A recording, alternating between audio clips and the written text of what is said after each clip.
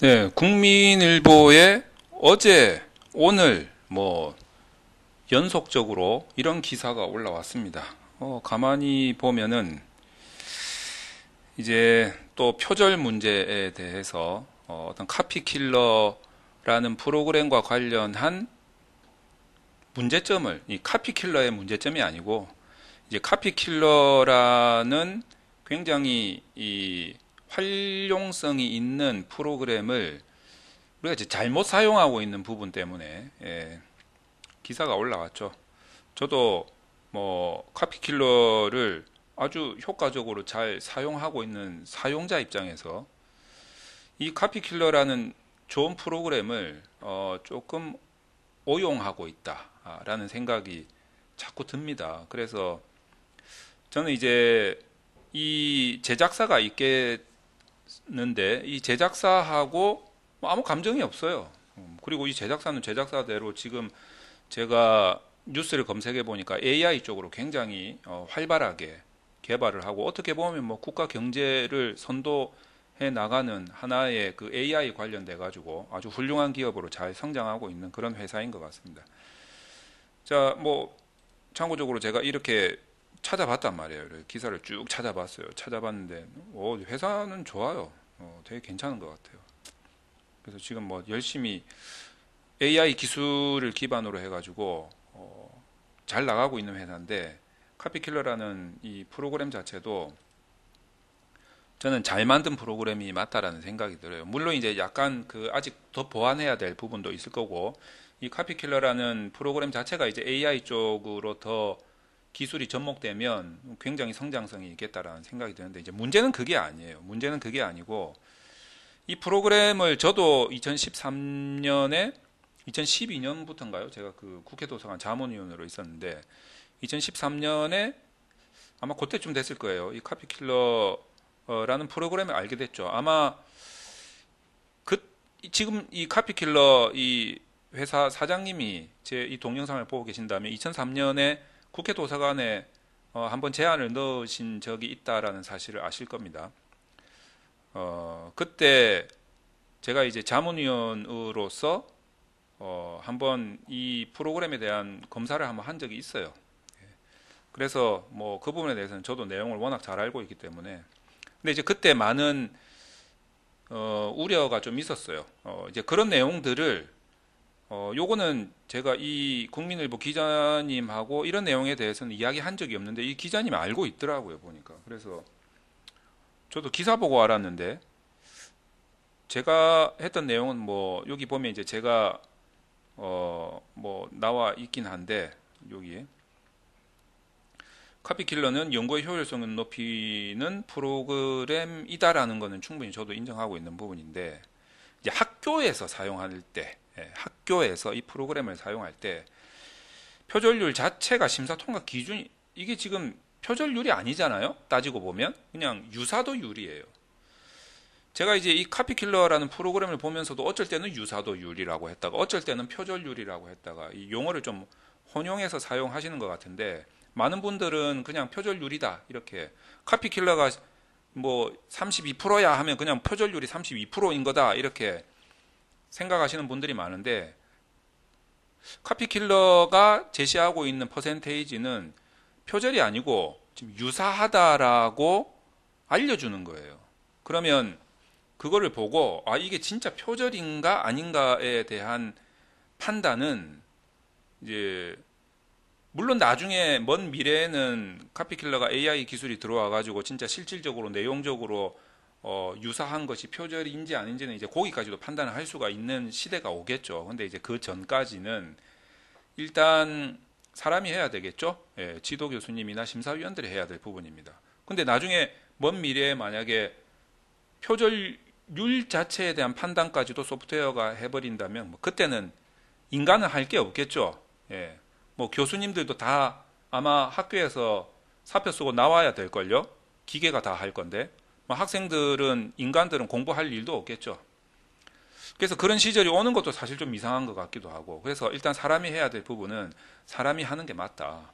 심리 치료를 소프트웨어가 한다는 게 말이 안 되잖아요. 사람의 마음은 사람이 다스리고 사람에 의해서 나온 어떤 학문적 성과에 대한 판단은 그것도 사람이 해야 될 일인 거죠. 그래서 어쨌든 먼 미래는 어떻게 될지는 모르겠지만 지금 현재로 봐서는 표절에 대한 판단은 사람이 해야 되는 것이 맞다라는 건데, 그럼에도 불구하고 표절이라고 판단할 수 있을 만한 논문이 통과되어 가지고 만약에 그분이 학위를 받았다라고 하면 그거는 그 학생도 잘못이긴 하지만 그 판단을 한 교수님의 잘못인 거죠. 다만 그 교수님이 그런 표절이 이다 아니다라고 판단한 부분에 대해서는 우리가 사회적으로 그 교수님에 대한 학술적인 권위를 인정을 해줌과 동시에 책임에 대한 부분도 맡겨야 된다, 이렇게 생각을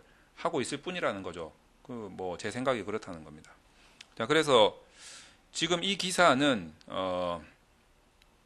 여러분들은 어떻게 읽힐지는 모르겠지만 이게 이제 3번에 걸쳐서 기사가 나와 있는데, 카피킬러 회사에서 이 기사를 읽고 저한테 전화가 안 온 거 보니까 뭐 물론 이제 그 사장님도 훌륭하신 분이기 때문에 뭐 기사에서 전달하고자 하는 메시지가 본인의 프로그램을 뭐 비판한다, 깐다 이런 게 아니라는 거를 이제 이 회사 쪽에서도 알고 있을 거예요. 뭐 저도 뭐 이 프로그램을 깐다 이런 것보다는 이 프로그램이 좀 학계에서 잘 사용될 수 있도록 우리가 학계에 종사하시는 분들이 분위기를 잘 만들어줄 필요가 있는데, 옳지 잘 됐다 해가지고 그냥 뭐 이거를 맹신하듯이 뭐 이렇게 기준을 잡고, 아마 이 카피킬러 제작사에서도 물론 이제 자기들이 만든 프로그램을 완전히 거의 맹신하다시피 해가지고 사용해 주는 것에 대해서는 굉장히 기분은 좋겠죠.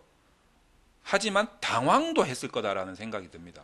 혹시 이렇게까지 우리 프로그램을 막 기준을 잡아가지고 사용할 정도는 아직은 아닌 것 같은데라는 현실적인 부분에 대해서도 개발자들이 아마 생각을 하고 있지 않았겠나라는 생각도 들어요.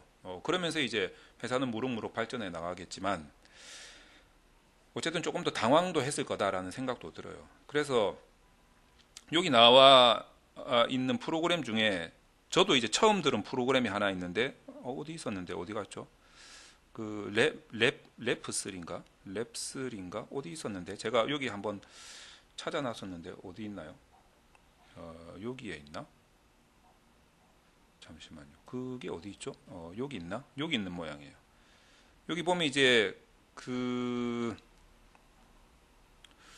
어디 있습니까? 제가 여기 메모를 좀 해놨어야 되는데 저도 지금 이 기사를 뭐 갑자기 봐가지고 어디에 있던 것 같은데 뭐 랩3인가 프로그램이 이름이 하나 있어요.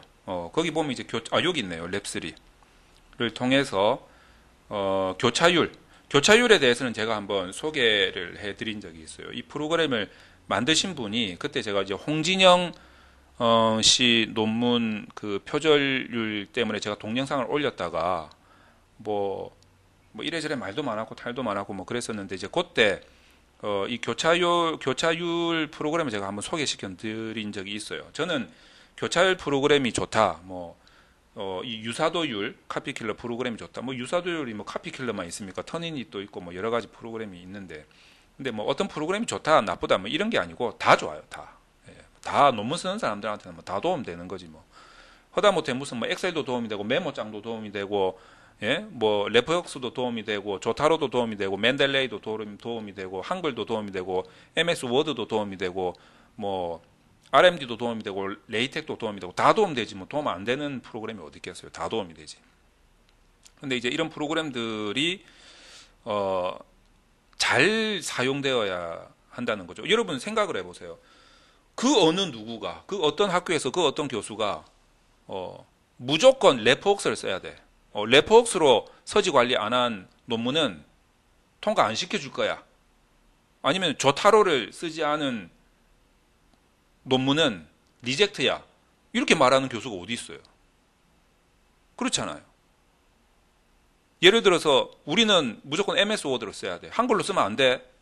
이런 교수가 어디 있어요? 이런 학교가 어디 있어요? 근데 희한하게 카피킬러는 무조건 15%. 이게 잘못됐다는 거예요. 이 카피킬러가 싫은 게 아니고 카피킬러를 만든 회사가 미운 게 아니라 잘하고 있어요. 그 회사는 뭐 날로 성장하기 바랍니다. 근데 그게 문제가 아니라, 아니 그렇게 따지면은 학교마다, 우리 학교는 카피킬러 15%에다가 무조건 아래아 한글로 써야 되고 서지 관리는 레포복스로 해야 돼. 아싸리 이렇게 해버리든가. 아예 프로그램을 아예 고정시켜 놓고 해버리든가. 그렇게 하지. 다른 것들은 뭐 본인들이, 교수님들이 이 논문을 지도하거나 논문을 심사하는 데 있어서 별로 부담이 없는데, 표절이라는 것은 사실 책임지기 싫고, 그리고 표절을 판단하기도 귀찮고, 뭐 귀찮지는 않겠지만 어렵고 이러니까 그냥 소프트웨어에 맡기듯이 그냥. 그러니까 제일 마지막에 어떤 그 기사가 나왔냐면 이런 기사가 나온 거예요. 이게 도입할 때 2013년에 분명히 이런 일이 있었단 말이에요. 저도 알아요. 저도 여기에 개입이 돼 있었기 때문에. 그때 공청회도 하고 무슨 뭐 다 했었는데, 그때 나왔던, 저도 이야기를 했었어요. 이때 2013년에. 이 교수, 여기는 윤리태만이라고 했지만, 저는 그때 뭐라고 들었냐면, 그때 뭐 서울대, 연대 이런 뭐 교수님들, 뭐 문헌정보학과 이런 교수님들 오셔가지고 했던 말이, 이 교수님들 직무유기가 발생될 수 있다. 직무유기까지 나왔었어요. 근데 지금 이 기자님은 그냥 윤리태만 이렇게 이제 적으신 건데, 이 기자님하고 뭐 저하고 인터뷰 요청이 와서 잠깐 통화를 한 적이 있지만, 이런 부분에 대해서 제가 뭐 그 의견에 대해서 뭐 조율이 있었다거나 절대 아니거든요. 그러니까 이 기자님이 엄청나게 조사를 많이 하신 것 같아요. 그 중에 한 명이 뭐 저였던 거죠. 근데 저보고 그 실명을 공개해도 되냐 해서 예 이랬더니 이제 제 이름만 그냥 나온 건데, 그리고 어쨌든 여기 보시면 제일 마지막에 한 말이 이렇게, 제가 이제 그때 당시에 회의에 참석했던 학계 관계자, 저는 이제 이 회의는 아니고 다른 회의인데, 저는 국회 도서관에 있었기 때문에 국회 도서관 쪽에 어떤 이제 회의에 참석해서 들었던 말이었던 거고, 이 기자님은 다른 회의인 것 같아요. 뭐 다른 회의에서 들었던 말이 다 똑같이 이야기했어요. 그때 당시에 학계 관계자가, 자, 우려는 현실이도 결국 교수들은 태만해졌고 전문 지식을 바탕으로 해야 되는 논문 검증은 소프트웨어가 대신하게 됐다라고 한탄했다는 거예요. 물론 이제 앞으로 먼 미래에는 이제 이런 소프트웨어가 진짜 인공지능이 나오고 하게 되면 인간의 일자리를 빼앗으면서 교수님들 일자리도 뺏겠죠. 그러면서 이제 그때 되면 진짜 표절에 대한 판단을 대신할 수 있는 시절이 오겠죠. 그런 AI를 위해서 이 카피킬러 제작사는 지금도 굉장히 개발을 위해서 투자도 많이 하고 있는 것 같아요. 뭐 거기에 대해서는 제가 뭐 할 말이 없어요. 거기에 대해서는 뭐 잘하고 있는 거죠. 거기에 대해서. 근데 이제 현실적으로는 이제 학계에서는 이렇게 돼버렸다.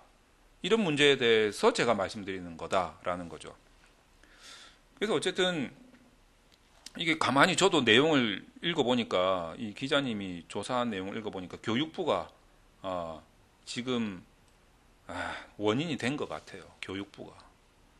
그래서 이 문제에 대해서는 조금 진짜 학계의 발전을 원한다면, 진짜 학계가 발전을 하기 위해서라면 좀 쇄신이 좀 필요하다. 물론 이제 이 쇄신이 결국 이 카피킬러 제작사한테는 조금 불리하게 작용할 수는 있죠. 근데 이 제작사인 회사한테 저는 전혀 악의가 없어요. 악의 없이 그냥 당부드리고 싶은 말씀이 있어요. 그냥 원래 이 회사가 지금 이렇게 되는 분위기를 바라고 이 소프트웨어를 만들었다라고 저는 생각하지는 않아요. 나름대로 이제 어떤 학계에 만연하고 있는 표절 문제라든지 이런 문제성에 대한 공감을 가지고 이 소프트웨어를 만들어서 출시를 했던 그 초심, 그 초심으로 돌아가면 지금 살짝 불리해질 수 있는 이 상황을 극적으로 반전해서 더 하시는 일이 잘 될 수 있는 계기가 될 수 있다. 저는 이렇게 생각합니다. 다 사람 생각하기 나름인데 조금 애매하다 싶으면 저는 전공법이 최고라고 생각합니다. 뚫고 들어가는 거죠. 가장 합리적인 방식으로 옳다라고 믿는 바로 그 소신으로 전공법으로 뚫고 나가는 게 저는 정답이라고 생각을 합니다. 피해가려고 한다거나 회피를 한다거나 다른 사람의 생각을 무너뜨리고 나의 주관을 밀고 나가는 그게 소신이 아니라 다른 사람들의 생각을 눌러버리는 이제 이런 식의 전공법이 아니라 이제 옳다라고 생각하는 그 누구도 이게 맞다라고 생각하는 그런 부분으로 밀고 나가는 게 저는 그게 초심이라고 생각을 하는데 카피킬러의 초심은 아마 깨끗하지 않았겠나라는 생각이 듭니다. 학계의 순수한 이제 그런 깨끗한 마음이지 않았을까라는 생각이 듭니다. 카피킬러도 이렇게 되리라고 생각을 안 했을 거라고 저는 생각을 해요. 자, 어쨌든 이제 뭐 앞으로는 지금 랩3죠. 랩3라는 프로그램도 교차율이라는 프로그램도 나오고 뭐 이렇게 여러 좋은 소프트웨어들이 나와서 경쟁적으로 아마 사용하게 될 텐데 우리 사용자 입장에서는 좋죠. 저도 뭐 이렇게 사용할 수 있는 프로그램이 많으면 뭐 당연히 좋죠. 예. 그리고 그냥 이거는 이제 제 사적인 거예요. 사적. 지금까지는 이제 약간 뭐 공적인 부분으로 말했지만 사적인 건데 카피킬러가 어느새 그 유사도율 검사 1회 비용을 99,000원으로 올렸더라고요. 저도 어제 알았어요. 99,000원인 줄. 조금 비싸지 않나? 이런 생각이 좀 들었습니다. 뭐 제가 이래라 저래라 할 상황은 아닌 건 저도 알아요. 근데 보통 물론 이제 용량 작게 해가지고 돌릴 수 있는 부분도 있긴 있는데 뭐 그런 거 따지면 사실 뭐 99,000원도 감지덕진데 갑자기 어제 알았기 때문에 그냥 좀 비싸다라는 생각이 좀 들었어요. 예. 그래서 이거는 이제 개인들이 사용할 때 내는 비용이니까 카피킬러에서 좀 다른 학교하고 조금 더 좀 작은 학교들이 아마 연결이 안 돼 있어 가지고 작은 학교에 다니시는 분들이 그 비용을 내고 하시는 것 같은데 뭐 기왕 하는 김에 작은 학교까지도 계약을 좀 해가지고 작은 학교에 다니시는 분들도 좀 학교의 비용으로 그건 무료잖아요. 이제 그렇게 사용할 수 있도록 해주시면 좋지 않을까 뭐 이런 생각이 좀 듭니다. 카피킬러는 이제 다른 분들이 워낙 잘 사용하시는 방법을 알기 때문에 저는 전혀 악의적이지 않게끔 그리고 공정하게 사용자 입장에서 다음번에 여기 랩3라고 나온 이 교차율 프로그램 지난번에 제가 한번 사용하는 거 한번 올린 적이 있어요. 근데 이 회사가 그동안 성장을 했더라고요. 그동안 연락을 안 하고 있었는데 그래서 전혀 뒷광고 이런 거 없습니다. 앞광고도 없고 그냥 어떻게 사용하는지 한번 살펴보고 랩3 사용 어떻게 하는지 한번 여러분들한테 알려드리도록 하겠습니다. 요 다음번 강의 때 한번 만들어서 올리도록 하죠. 자, 뭐 이걸로 마치도록 하겠습니다.